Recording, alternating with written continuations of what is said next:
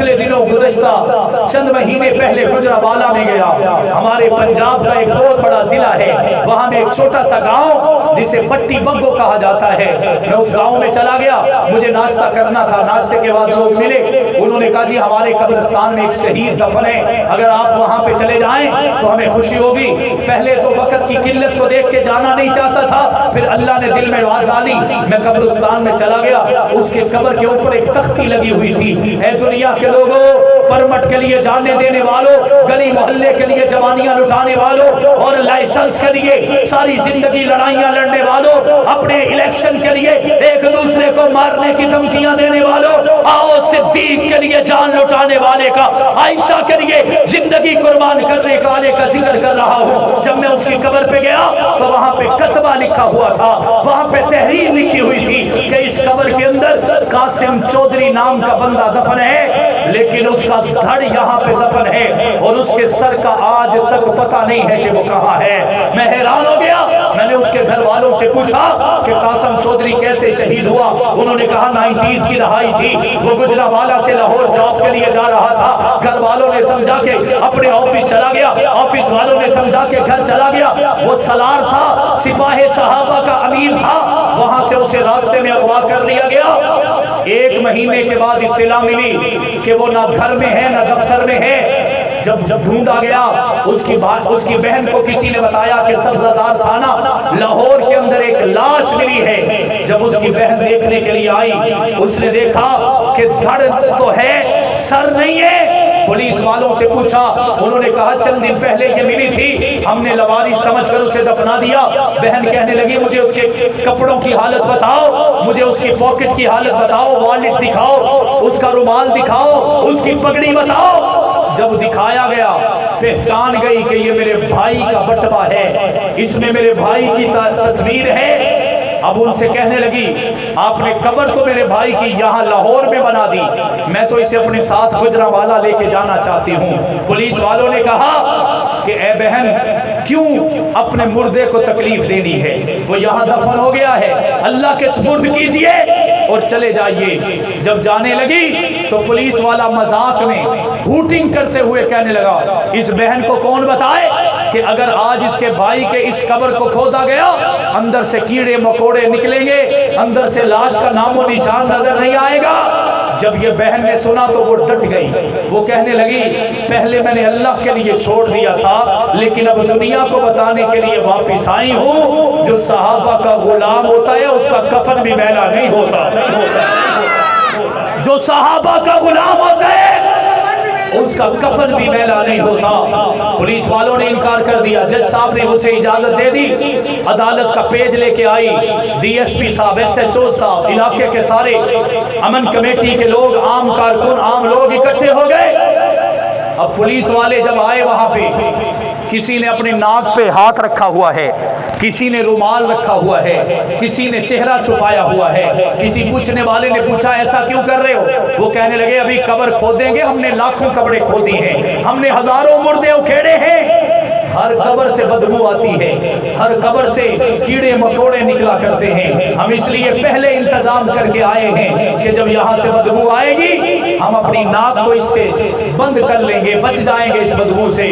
بہن رو کر کہنے لگی ایک دفعہ قبر کھل تو لینے دو, تمہیں دودھ کا دودھ پانی کا پانی نظر آ جائے گا. جب قبر کو کھودا گیا, جب قبر سے مٹی ہٹائی گئی, کہنے والے نے کہا جب اس کی قبر سے مٹی ہٹی تو قبر سے جنت کی خوشبو آ رہی تھی. آج کی بات نہیں ہے, 1997 کی بات ہے. پولیس والا اندر داخل ہوا, اس نے اس کے لاشے کو اٹھایا. اب پولیس کے ہاتھوں کوئی لاش چڑھ جائے, نہ اس کو پوسٹ مارٹم دیا جائے, نہ اس کو غسل دیا جائے, نہ اس کے صفائی کا خیال کیا جائے. لیکن پولیس والا کہتے ہیں جب میں نے قاسم چودھری کے دھڑ کو, سر تو تھا نہیں, دھڑ کو اٹھا کے جب میں نے باہر سٹریچر پہ رکھا تو اس کے جسم سے تازہ خون نکل رہا تھا, تازہ خون نکل رہا تھا.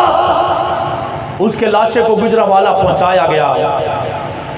اس کی حالت یہ تھی، اسے نہلایا گیا، غسل کروایا گیا، کفن دلایا گیا، پھر قبر میں ڈالنے لگے تو پچھلے دن جو پولیس والا نکالنے والا تھا وہ اور پورے اس علاقے کے D S P S H O جو عملہ کل قبر پہ منہ چھپائے کھڑا تھا، آج گجرانوالہ 100 کلومیٹر سفر کر کے اس کے گھر چلا گیا تھا۔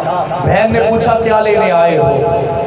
پولیس والے نے کہا یہ کل سے آپ کے بھائی کو قبر سے نکالا تھا، آج تک میرے ان ہاتھوں سے جنت کی خوشبو آ رہی ہے، اسی خوشبو نے رات مجھے سونے نہیں دیا، اس لیے میں گجرانوالہ میں جنازے میں شرکت کے لیے آ گیا۔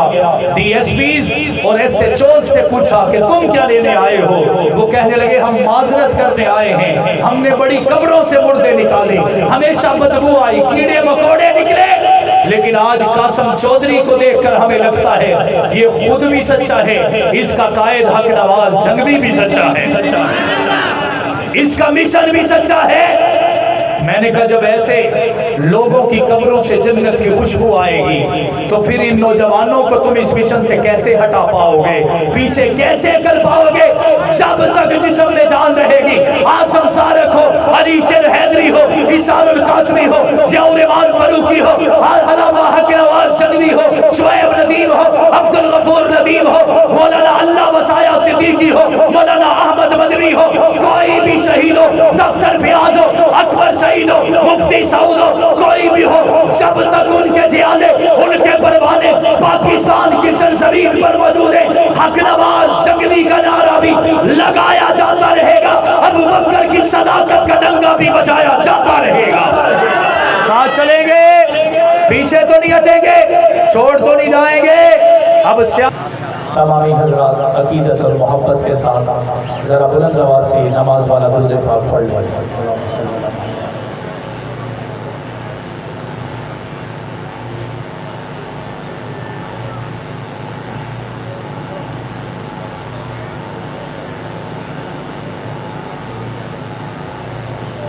ایک مرتبہ پھر پڑھ لیں جنہوں نے نہیں پڑھا ان کی طرف سے، اللہم صلی علی محمد وعلی آل محمد۔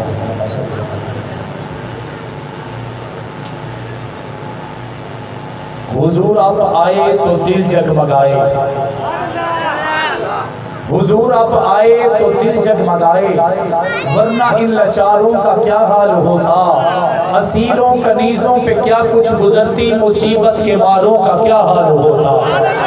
اے آقا آپ آئے ہیں تو یہ آئی بہاریں، اے آقا آپ آئے ہیں تو یہ آئی بہاریں، ہر سمت صلی اللہ کی پکاریں، مہینوں میں ربیع الاول نہ ہوتا تو ان بہاروں کا کیا حال ہوتا۔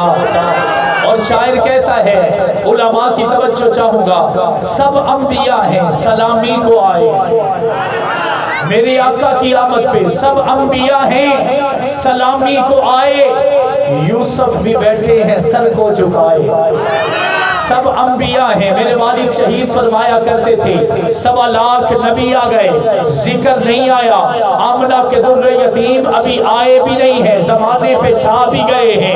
میں یوں کہا کرتا ہوں کہ کوئی بستیوں کا نبی، کوئی گلیوں کا نبی، کوئی محلوں کا نبی، کوئی چوکوں کا نبی، کوئی چراہوں کا نبی، کوئی بستیوں کا نبی، کوئی موزے کا نبی، کوئی گوٹھ کا نبی، کوئی گاؤں کا نبی، کوئی علاقے کا نبی، کوئی زمانے کا نبی، کوئی ہواؤں کا نبی، کوئی فضاؤں کا نبی، کوئی میدانوں کا نبی، کوئی سلطنت کا نبی، کوئی جزیرے کا نبی، لیکن میں اس نبی کی بات کرتا ہوں جو آمنہ کا در یتیم ہے لیکن نبیوں کا نبی ہے۔ سب انبیاء ہیں سلامی کو آئے، یوسف بھی بیٹھے ہیں سر کو جھکائے، اگر ان میں کملی والا نہ آتا تو لاکھوں ہزاروں کا کیا حال ہوتا۔ اور ادب سے پکاریں، ادب سے پکاریں ملائک یہ سارے، ادب سے پکاریں فرشتے یہ سارے کہ تشریف لائے ہیں آقا ہمارے، معراج کی شب اگر عرش پر نہ جاتے تو چاند اور ستاروں کا کیا حال ہوتا۔ آج چونکہ حضرت سیدنا صدیق اکبر کے حوالے سے گفتگو کا عنوان ہے تو شاعر کہتا ہے، ازلوں سے چلا آتا ہے وہ یار نبی کا، ازل کہتے ہیں ابتدا سے، پہلی صبح کو، پہلی بہار کو، پہلی روشنی کو، ازلوں سے چلا آتا ہے وہ یار نبی کا، صدیق کا انکار ہے انکار نبی کا۔ अज़लों से चला आता है वो यार नबी का, सिद्दीक का इनकार है इनकार नबी का। मिलना हो अगर उससे यानी आका से, मिलना हो अगर उससे आसान पता है, सिद्दीक का घरबार है घरबार नबी का। और सबसे ज्यादा खूबसूरत शेर, कुछ लोग झलक देखने आए थे नबी की, कुछ लोग झलक देखने आए थे नबी की, सिद्दीक में करते रहे दीदार नबी का। इंतहाई वाजिबुल एहतराम काबिल इज़्ज़त एहतराम बरादरान इस्लाम, अजीज़ान मिल्लत, बापर्दा सुनने वाली इज़्ज़तदार माओ बहनों बेटियों, आज पहली मरतबा आपके इस प्रोग्राम में मुख्तसर तरीन वक़्त के अंदर मुनक़िद शुदा इस प्रोग्राम में चंद बातें भाई मौलाना अमीर मुआविया सिद्दीकी साहब के हुक्म पर करने की सआदत हासिल कर रहा हूँ। अल्लाह रब्बुल इज़्ज़त से दुआ है कि अल्लाह रब्बुल इज़्ज़त मुझे हक और सच कहने की और हम सबको इस पर अमल करके ज़िंदगी गुजारने की तौफीक अता फरमाए। मेरे दोस्तों, सैयदना सिद्दीक़ अकबर रज़ी अल्लाह ताला अन्हु कोई आम शख्सियत नहीं है। अल्लाह रब्बुल इज़्ज़त ने सबसे पहले जिसे आमना के दुर्र यतीम के लिए बनाया, संवारा, सजाया, पढ़ाया, लिखाया और इस अंदाज से मोहम्मद के कदमों में लाया गया। दुनिया में बड़ी मिसालें हैं, कोई माल देता है, कोई जायदाद देता है, कोई औलाद देता है, कोई जिंदगी देता है, कोई शब व रोज देता है, कोई रोशनियां देता है, कोई उजाले देता है। बहुत कम मिसालें ऐसी हैं अगर कोई सब कुछ देता है। उन सब कुछ देने वालों की मिसाल अगर ढूंढी जाएगी तो उन सब कुछ देने वालों का इमाम अबू बकर ठहरा नजर आएगा, जिन्होंने नबी पाक सल्लल्लाहु अलैहि वसल्लम के लिए सब कुछ कुर्बान कर दिया। आमना के दुर्र यतीम के लिए उस वक़्त के काफिर के इल्ज़ाम लगाया करते थे, वो कहते थे उसकी मिसाल भी अब सबल्ला अंजा अहुल आमा वमा युदरीका लअल्लहु यज़क्का औ यज़क्करु फतनफ़अहु ज़िक्रा के अंदर नजर आती है कि आमना के दुर्र यतीम के कदमों में काफिर कहते थे बस फकीर लोग आते हैं, गरीब लोग आते हैं, छोटी जात वाले आते हैं, कम कबीले वाले आते हैं, कम पैसों वाले आते हैं, कम जायदाद वाले आते हैं, कम औलाद वाले आते हैं। ये उनका ढगोसला था, ये धोखा और फरेब था। आमना के दुर्र यतीम के कदमों में 6 सहाबी ऐसे आए जो अरबपति थे लेकिन मोहम्मद के कदमों में सब कुछ लुटाते चले गए और अपनी जवानी भी मोहम्मद के कदमों पे कुर्बान करते चले गए। हजरत अब्दुर्रहमान बिन औफ रज़ी अल्लाह ताला अन्हु, हजरत सईद बिन जुबैर रज़ी अल्लाह ताला अन्हु, हजरत उस्मान गनी रज़ी अल्लाह ताला अन्हु, हजरत ज़ैद बिन सईद रज़ी अल्लाह ताला अन्हु, हजरत ज़ैद रज़ी अल्लाह ताला अन्हु, ये वो जलीलुल कदर सहाबी हैं। किसी को नबी ने फरमाया 950 गल्ले सलदे ऊंट उस्मान ने मोहम्मद के कदमों पे कुर्बान कर दिए। अब्दुर्रहमान की दौलत मोहम्मद के कदमों में आ गई। हजरत सईद ने असासे जाहिर कर दिए, हजरत ज़ैद ने मोहम्मद मुस्तफा के कदमों के लिए सब कुछ कुर्बान कर दिया। हजरत जुबैर रज़ी अल्लाह ताला अन्हु ने नबी पाक की इज्जत के लिए अपना सब कुछ लौटा दिया। लेकिन आखिर में बात आई आमना के दुर्र यतीम के लाडले हजरत सैयदना सिद्दीक़ अकबर के कदमों पर, जिन पर काफिरों ने इल्जाम लगाया कि ये आया ही दौलत के लिए था, ये शोहरत के लिए था, ये रुतबे के लिए था, ये जायदाद के लिए था। रब्बे काबा की कसम, हजरत अबू बकर तो उस वक्त आए थे जब मोहम्मद रसूल नहीं थे। अबू बकर तो तब भी यार था जब मोहम्मद पैगंबर नहीं थे। अबू बकर तो तब भी दोस्त था जब पैगंबर नबी नहीं थे। अबू बकर तो तब भी कदमों का गुलाम था। सारी जिंदगी नबी के कदमों में लुटाता भी रहा और जन्नत में अल्लाह से अपना मकाम पाता भी रहा। मैं चंद वो बातें पेश करूंगा जो शायद आपने पहले ना सुनी हुई हो। हजरत अबू बकर सिद्दीक बचपन से 4 अजीम सिफात के मालिक थे। कितनी? मैं बचपन की बात कर रहा हूँ, बचपन की बात नहीं कर रहा, बचपन की बात कर रहा हूँ। पहले नंबर पर हजरत अबू बकर सिद्दीक बचपन ही से मुअब्बिर थे। क्या थे? मुअब्बिर कहते ख्वाबों की ताबीर बताने वाला। क्या करने वाला? बुलंद आवाज से, क्या करने वाला? ख्वाबों की ताबीर बताने वाला। उन्होंने बचपन में ख्वाब देखा। ये ख्वाब जब देखा तो इसकी तस्दीक और सबूत के लिए शाम के सफर पर गए। وہاں پہ بحیر راہب سے ملاقات ہو گئی. حضرت ابوبکر صدیق نے خواب سنایا کہ اے بحیر راہب تو بھی معبر ہے, تجھے بھی خوابوں کی تعبیر کا ماہر نجوم ہے, تجھے بھی نجومی کہا جاتا ہے, تو تیرے سے خواب کی تعبیر پوچھنا ہے. جب خواب پوچھا گیا وہ نجومی اٹھ کر ابوبکر کو سینے لگانے لگا. وہ خواب یہ تھا, حضرت ابوبکر نے کہا کہ آسمان سے ایک روشنی اتری ہے اور اس زمین و آسمان کے درمیان آ کے رک گئی. اس روشنی میں سے اس کے چند ٹکڑے, چند اس کی آیت, چند روشنیاں, چند اجالے مکہ کی سرزمین پر, عرب کی سرزمین پر, مدینہ کے شہر پر, پورے عرب کے اندر پھیلتی چلی گئی. اور اس کے بعد وہ روشنی سمسی اپنے پورے کے پورے چوپن پہ واپس آئی اور وہ پوری کی پوری روشنی ابوبکر کی جولی میں آ کے گر گئی. بحیر راہب نے کہا, اٹھ کر ابوبکر کو سینے سے لگایا کہ اے ابوبکر, مجھے تو وہ تو لگتا ہے کہ محمد مصطفیٰ کی وہ روشنی تھی جس روشنی سے مکہ کے ہر علاقے کو روشن کیا گیا. پھر پوری روشنی کو اکٹھا کر کے اس روشنی یعنی محمد کو تیری جولی میں ڈال دیا گیا. میں تجھے تعبیر یہ بتاتا ہوں کہ محمد کو لایا جائے گا, ابوبکر تیری گود میں سلایا جائے گا. میری بات سمجھ میں آ رہی؟ پہلی صفت. دوسری صفت, حضرت ابوبکر صدیق نسبوں کا علم جانتے تھے. کس کا علم جانتے تھے؟ نسبوں کا علم. میں نعمان فاروقی, میرے والد ضیاء الرحمان فاروقی, میرے دادا محمد علی جامباز, میرے پردادا شرف الدین, میرے پردادا کے والد علی محمد, یہ نسبوں کا علم ہے. عرب میں سب سے زیادہ اگر کسی کے پاس نسبوں کا علم تھا تو ابوبکر صدیق تھا.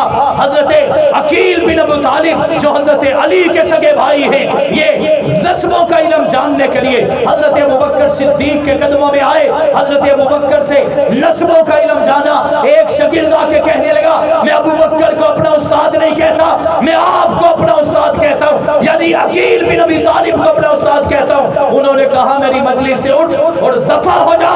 اگر تو ابوبکر کو نہیں مانتا تو مجھے بھی نہ مان, کیونکہ عقیل بھی اسی کا شاگرد ہے جسے ابوبکر صدیق کہتے ہیں. تیسری صفت, وہ اپنے پورے علاقے کے اندر فیصلے کیا کرتے تھے پنچایتوں کے. حضرت ابوبکر اپنے علاقے کے قاضی تھے. قاضی بچپن میں وہ لوگوں کے فیصلے کیا کرتے تھے.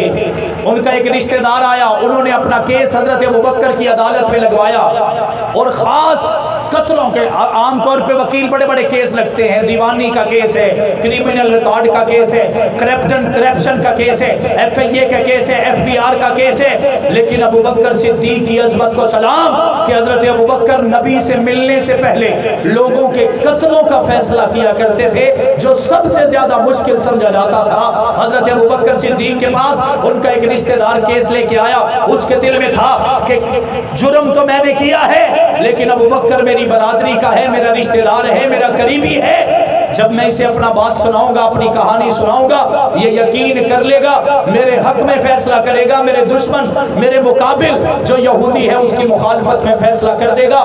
حضرت ابوبکر کے پاس جب کیس آیا, انہوں نے اس کی مخالفت میں فیصلہ کر دیا.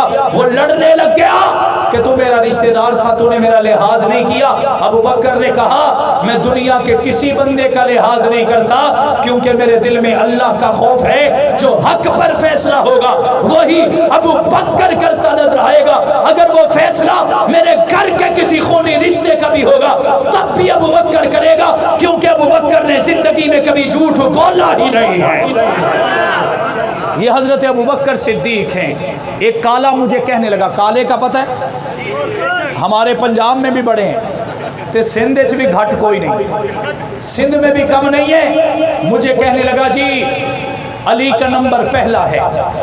کس کا نمبر؟ کس کا نمبر؟ میں نے اسے کہا, یہ نمبر تیرے باپ نے نہیں دینے بلکہ خدا نے دینے ہیں, اور الحمدللہ مجھے فخر ہے حضرت ابوبکر کو اللہ نے پہلا نمبر دیا ہے, اور ابوبکر سارے صحابہ میں سے نمبر لے گیا ہے. کہنے لگا, دلیل دیجئے قرآن سے. میں نے کہا, تیرا منہ ہے کہ میں تجھے قرآن دکھاؤں؟ تیری حیثیت ہے کہ تیرے سامنے قرآن لاؤں؟ کہنے لگا, پھر جواب دیجئے کہ پہلا نمبر علی کا نہیں, میں نے کہا آؤ تمہیں لاجیکلی بتاتا ہوں کہ پہلا نمبر کس کا ہے۔ حضرت علی جب نبی پاک کے قدموں میں آئے تو 2 سال کے تھے۔ کتنے سال کے؟ یہ سمجھنے والی بات ہے اور اسے دل میں بٹھانا ہے، اسے لوگوں تک پہنچانا ہے۔ حضرت علی جب نبی پاک کے قدموں میں آئے تو 2 سال کے تھے۔ کتنے سال کے؟ اور کس حیثیت میں آئے تھے آپ کو پتہ ہے؟ ابو طالب نے کہا کہ میرے پاس اتنی مال اور دولت نہیں ہے کہ میں اپنی اولاد کو پال سکوں، اے محمد یہ میرا بیٹا علی ہے، تیرے قدموں میں چھوڑ کے جا رہا ہوں، تیرے قدموں میں چھوڑ کے جا رہا ہوں، اسے پالے گا بھی تو اور اسے کھلائے اور پلائے گا بھی تو۔ جب نبی کے قدموں میں آئے تو کتنے سال کے تھے؟ کتنے سال کے؟ اب میں آپ سے سوال کرتا ہوں کہ اس پورے مجمع میں کوئی 2 سال کا بچہ اپنے ساتھ لایا ہے؟ کوئی لایا ہو؟ یہ کتنے سال کا ہے؟ 2 سال کا ہے، لیکن یہ ہماری بات نہیں سن سکتا، اسے سمجھ نہیں ہے کہ کیا بات ہو رہی ہے، کیسے ہو رہی ہے۔ حضرت علی جب نبی کے قدموں میں آئے تو بہت چھوٹے تھے۔ جب نبی پاک اس دنیا سے گئے تو علی کی عمر تھی 27 سال۔ کتنی سال؟ کتنے سال؟ پہلے والے 2 نکالیے، باقی کتنے بچ گئے؟ کتنے؟ یہ 25 سال علی محمد کے قدموں میں رہے۔ کتنے سال؟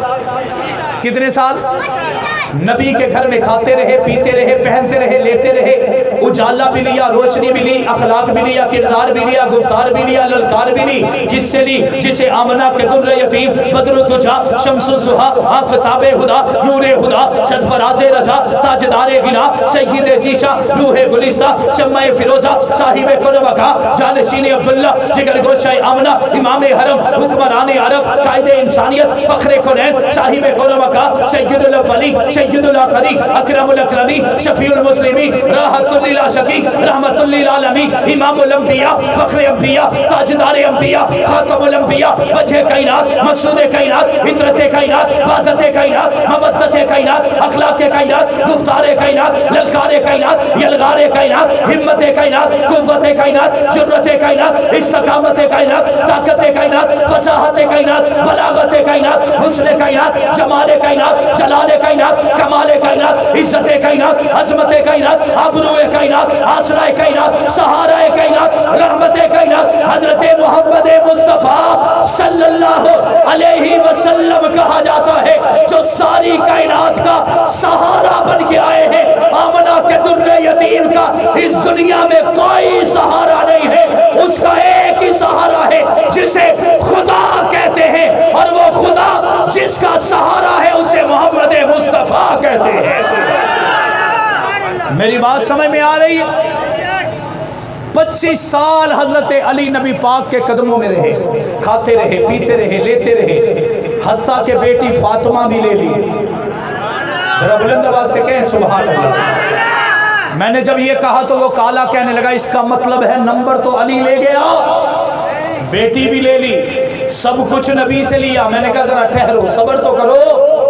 جب حضرت ابو بکر محمد کے قدموں میں آئے عمر تھی 18 سال۔ کتنے سال؟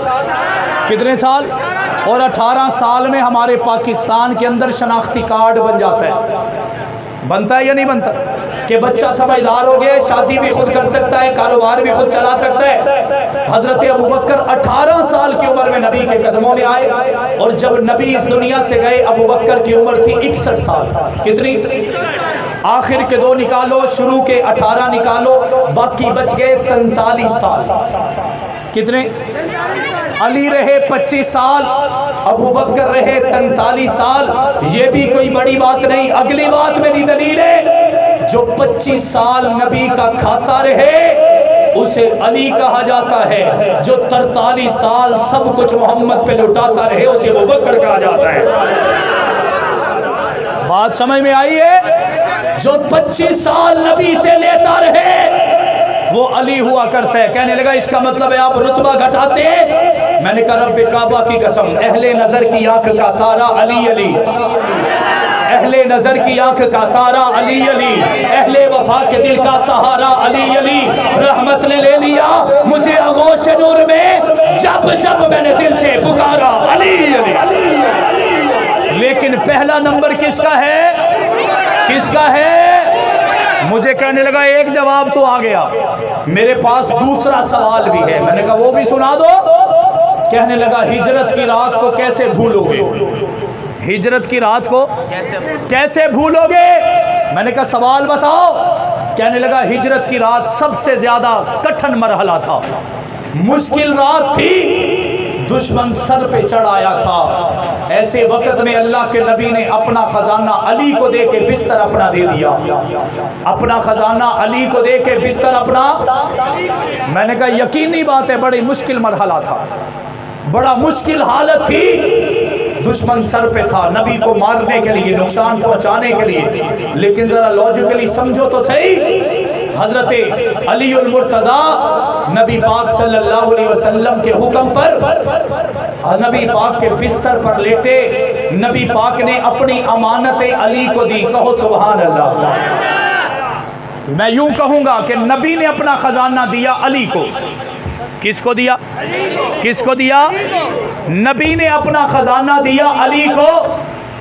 سب سے پہلے تو یہ پتہ کرنا چاہیے وہ خزانہ تھا کیا؟ پتہ کرنا چاہیے، پتہ تو ہونا چاہیے کہ خزانہ تھا کیا؟ 4 چیزیں تھیں۔ کتنی چیزیں؟ سارے بلند آواز سے کتنی چیزیں تھیں؟ میں بتاتا ہوں۔ پہلے نمبر پر 1.5 تولہ سونا، زبان سے دوہرا دے، 1.5 تولہ سونا، چند چاندی کی بالیاں، 1 جو کا تھیلا اور چند پیسے۔ کتنی چیزیں؟ کتنی چیزیں؟ حضرت علی کو نبی پاک نے دی 4 چیزیں، 1.5 تولہ سونا، چند چاندی کی بالیاں، 1 جو کا تھیلا اور چند پیسے۔ اور آپ کو حیران کروں کہ نبی نے جو اپنا خزانہ علی کو دیا، اگلے دن صبح سونے والے کو سونا علی نے دے دیا، چاندی والے کو چاندی علی نے دے دی، پیسے والوں کو پیسے علی نے دے دیے، جو والوں کو جو علی نے دے دیا۔ یعنی علی کو جو نبی کا خزانہ ملا تھا وہ ایک رات میں ختم، وہ ایک رات میں، وہ ایک رات میں۔ مشکل ضرور تھی، کٹھن مرحلہ ضرور تھا۔ حضرت علی نے رات سو کے گزاری، صبح ہوئی، لوگوں کی امانتیں دی، خزانہ ختم۔ میں نے کہا نبی کا خزانہ تھا علی کے پاس اور خدا کا خزانہ تھا صدیق کے پاس۔ نبی کا خزانہ تھا علی کے پاس، اور اس سے آگے ذرا سبحان اللہ کہیں تو اگلی بات بتاؤں، وہ آخر بنگلہ دیش والے بھی ذرا بلند آواز سے کہیں سبحان اللہ۔ نبی کا خزانہ تھا علی کے پاس، وہ لوگوں تک پہنچایا، خزانہ ختم۔ اللہ کا خزانہ محمد کی شکل میں تھا صدیق کے پاس، جو اب تک اس کے پاس ہے، جو اب تک اس کے پاس ہے یا نہیں ہے؟ ہے یا نہیں ہے؟ اور اگلی بات بتا دوں، مجھے کہنے لگا علی بستر پہ سویا۔ میں نے کہا فرق تو دیکھو نا، یہ بھی عاشق ہے، وہ بھی عاشق ہے، یہ بھی اپنا ہے، وہ بھی اپنا ہے، یہ بھی قریبی ہے، وہ بھی قریبی ہے، یہ 25 سال کا رفیق ہے، وہ 43 سال نہیں بلکہ قیامت کی صبح تک کا رفیق ہے۔ ذرا دیکھو تو صحیح، علی 25 سال کا رفیق بستر پہ ہوتا ہے، اسے نیند آ جاتی ہے، لیکن 45 سال والا صدیق ہوتا ہے، جب تک نبی مدینہ نہیں جاتے علی سو جاتے ہیں اور صدیق جاگتے رہتے ہیں۔ بات سمجھ میں آئی ہے؟ اس لیے پہلا نمبر کس کا؟ کس کا؟ اور ہم اس پہ ڈٹے ہوئے ہیں انشاءاللہ۔ ہمارا ایمان ہے سیدنا صدیق اکبر نے جو توڑ یاری نبھائی ہے، انشاءاللہ کل قیامت کا دن ہوگا، جہاں سے نبی اٹھیں گے وہاں سے صدیق اٹھیں گے۔ اٹھیں گے یا نہیں اٹھیں گے؟ جدھر نبی جائیں گے ادھر صدیق جائیں گے۔ نبی بھی جامع کوثر پہ جائیں گے، صدیق بھی جامع حوض کوثر پہ جائیں گے، نبی بھی جامع کوثر پلائیں گے، صدیق بھی جامع کوثر پلائیں گے، نبی بھی شفاعت کریں گے، صدیق بھی شفاعت کریں گے۔ پھر ہمیں ڈر کس بات کا، ہمیں خوف کس بات کا، ہمیں کسی کا لرزہ کیوں ہے؟ کل قیامت کا دن ہوگا، ہمارا ہاتھ ہوگا، آگے جس کے ہاتھوں میں ہوگا وہ صدیق اکبر ہوگا۔ صدیق کا ساتھ ہوگا یا نہیں ہوگا؟ صدیق کا ہاتھ ہوگا یا نہیں ہوگا؟ اور ہم نے اسی صدیق کی امامت کے لیے 14,000 لاشیں اٹھائے ہیں، 14,000 لوگوں کو ذبح کروایا ہے، بچے یتیم ہوئے ہیں، بیویاں بیوہ ہوئی ہیں، والدین بے سہارا ہوئے ہیں۔ میں पिछले दिनों गुज़श्ता चंद महीने पहले गुजरावाला में गया। हमारे पंजाब का एक बहुत बड़ा जिला है, वहां में एक छोटा सा गांव जिसे पट्टी बग्गो कहा जाता है। मैं उस गांव में चला गया, मुझे नाश्ता करना था। नाश्ते के बाद लोग मिले, उन्होंने कहा जी हमारे कब्रिस्तान में एक शहीद दफन है, अगर आप वहां पे चले जाएं तो हमें खुशी होगी। पहले तो वक्त की किल्लत को देख के जाना नहीं चाहता था, फिर अल्लाह ने दिल में बात डाली, मैं कब्रिस्तान में चला गया। उसके कब्र के ऊपर एक तख्ती लगी हुई थी, ऐ दुनिया के लोगों, परमट के लिए जाने देने वालों, गली मोहल्ले के लिए जवानियां लुटाने वालों और लाइसेंस के लिए सारी जिंदगी लड़ाइयां लड़ने वालों, अपने इलेक्शन के लिए एक दूसरे को मारने की धमकियां देने वालों, आओ सिद्दीक के लिए जान लुटाने वाले का, आयशा के लिए जिंदगी कुर्बान करने वाले का जिक्र कर रहा हूं। जब मैं उसकी कब्र पे गया तो वहां पे कतबा लिखा हुआ था, वहां पे तहरीर लिखी हुई थी कि इस कब्र के अंदर कासिम चौधरी नाम का बंदा दफन है, लेकिन उसका धड़ यहाँ पे दफन है और उसके सर का आज तक पता नहीं है कि वो कहाँ है। मैं हैरान हो गया। मैंने उसके घर वालों से पूछा कि कासिम चौधरी कैसे शहीद हुआ। उन्होंने कहा 90s की दहाई थी, वो गुजरावाला से लाहौर जॉब के लिए जा रहा था। घर वालों ने समझा के अपने ऑफिस चला गया, ऑफिस वालों ने समझा के घर चला गया। वो सलार था, सिपाही सहाबा का अमीर था, वहां से उसे रास्ते में अगवा कर लिया गया। 1 महीने के बाद इत्तला मिली कि वो ना घर में है ना दफ्तर में है। जब ढूंढा गया, उसकी बहन को किसी ने बताया कि सब्जादार थाना लाहौर के अंदर एक लाश मिली है। जब उसकी बहन देखने के लिए आई, उसने देखा कि धड़ तो है, सर नहीं है। पुलिस वालों से पूछा, उन्होंने कहा चंद दिन पहले ये मिली थी, हमने लवारिस समझकर उसे दफना दिया। बहन कहने लगी मुझे उसके कपड़ों की हालत बताओ, मुझे उसकी पॉकेट की हालत बताओ, वॉलेट दिखाओ, उसका रुमाल दिखाओ, उसकी पगड़ी बताओ। जब दिखाया गया, पहचान गई कि ये मेरे भाई का बटवा है, इसमें मेरे भाई की तस्वीर है। अब उनसे कहने लगी आपने कब्र तो मेरे भाई की यहाँ लाहौर में बना दी, मैं तो इसे अपने साथ गुजरावाला लेके जाना चाहती हूँ। पुलिस वालों ने कहा कि ए बहन, क्यों अपने मुर्दे को तकलीफ देनी है, वो यहाँ दफन हो गया है, अल्लाह के सुपुर्द कीजिए और चले जाइए। जब जाने लगी तो पुलिस वाला मजाक में हूटिंग करते हुए कहने लगा इस बहन को कौन बताए कि अगर आज इसके भाई के इस कब्र को खोदा गया, अंदर से कीड़े मकोड़े निकलेंगे, अंदर से लाश का नामो निशान नजर नहीं आएगा।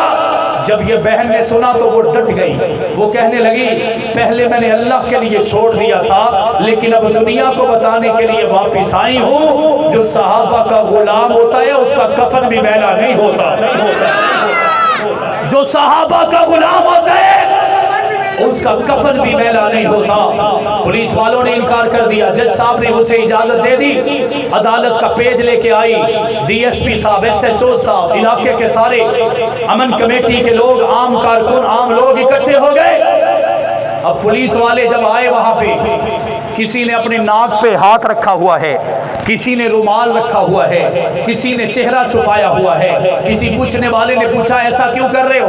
वो कहने लगे अभी कब्र खोदेंगे, हमने लाखों कब्रें खोदी हैं, हमने हजारों मुर्दे उखेड़े हैं, हर कब्र से बदबू आती है, हर कब्र से कीड़े मकोड़े निकला करते हैं। हम इसलिए पहले इंतजाम करके आए हैं कि जब यहाँ से बदबू आएगी हम अपनी नाक को इससे बंद कर लेंगे, बच जाएंगे इस बदबू से। बहन रोकर कहने लगी एक दफा कब्र खुल तो लेने दो, तुम्हें दूध का दूध, पानी का पानी नजर आ जाएगा। जब कब्र को खोदा गया, जब कब्र से मट्टी हटाई गई, कहने वाले ने कहा जब उसकी कब्र से मट्टी हटी तो कब्र से जन्नत की खुशबू आ रही थी। आज की बात नहीं है, 1997 की बात है। पुलिस वाला अंदर दाखिल हुआ, उसने उसके लाशे को उठाया। अब पुलिस के हाथों कोई लाश चढ़ जाए, न उसको पोस्टमार्टम दिया जाए, न उसको गुस्ल दिया जाए, न उसके सफाई का ख्याल किया जाए। लेकिन पुलिस वाला कहते हैं जब मैंने कासिम चौधरी के धड़ को, सर तो था नहीं, धड़ को उठा के जब मैंने बाहर स्ट्रेचर पे रखा तो उसके जिस्म से ताजा खून निकल रहा था, ताजा खून निकल रहा था। उसके लाशे को गुजरावाला पहुंचाया गया। उसकी हालत ये थी, उसे नहलाया गया, गुस्ल करवाया गया, कफन दिलाया गया, फिर कब्र में डालने लगे। تو پچھلے دن جو پولیس والا نکالنے والا تھا وہ اور پورے اس علاقے کے D S P S H O جو عملہ کل قبر پہ منہ چھپائے کھڑا تھا، آج گجرانوالہ 100 کلومیٹر سفر کر کے اس کے گھر چلا گیا تھا۔ بہن نے پوچھا کیا لینے آئے ہو؟ پولیس والے نے کہا یہ کل سے آپ کے بھائی کو قبر سے نکالا تھا، آج تک میرے ان ہاتھوں سے جنت کی خوشبو آ رہی ہے، اسی خوشبو نے رات مجھے سونے نہیں دیا، اس لیے میں گجرانوالہ میں جنازے میں شرکت کے لیے آ گیا۔ ڈی ایس پیز اور ایس ایچ او سے پوچھا کہ تم کیا لینے آئے ہو؟ وہ کہنے لگے ہم معذرت کرنے آئے ہیں، ہم نے بڑی قبروں سے مردے نکالے، ہمیشہ بدبو آئی، کیڑے مکوڑے نکلے، لیکن آج قاسم چودھری کو دیکھ کر ہمیں لگتا ہے یہ خود بھی سچا ہے، اس کا قائد حق نواز جنگوی بھی سچا ہے، اس کا مشن بھی سچا ہے۔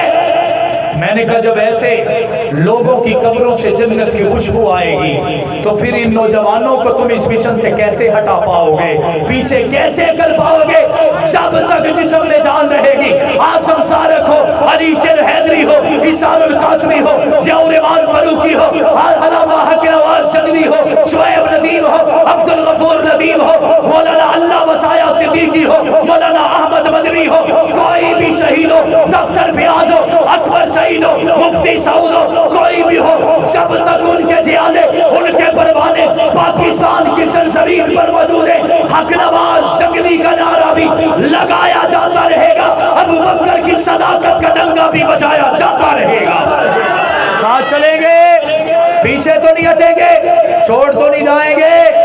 اب سیاست کا دور ہے، ہماری سیاست ہماری عبادت ہے، اور ہماری سیاست بھی وہی ہوگی جو علم امیر معاویہ کی سیاست تھی، ہماری سیاست بھی وہی ہوگی جو حسن اور حسین کی سیاست تھی، ہمارا سچ بھی وہی ہوگا جو صدیق اکبر، حضرت عمر، حضرت عثمان و علی والا تھا، ووٹ اس کا ہوگا جو صحابہ کا غلام ہوگا۔ دیں گے، سپورٹ بھی کریں گے، سپورٹ کریں گے، خود بھی ووٹ دیں گے، میرا اور آپ کا اللہ حامی و ناصر ہو۔ تم ایسا کرنا، کوئی جگنو کوئی ستارہ سنبھال رکھنا، میرے اندھیروں کی فکر چھوڑ بس اپنے گھر کا خیال رکھنا۔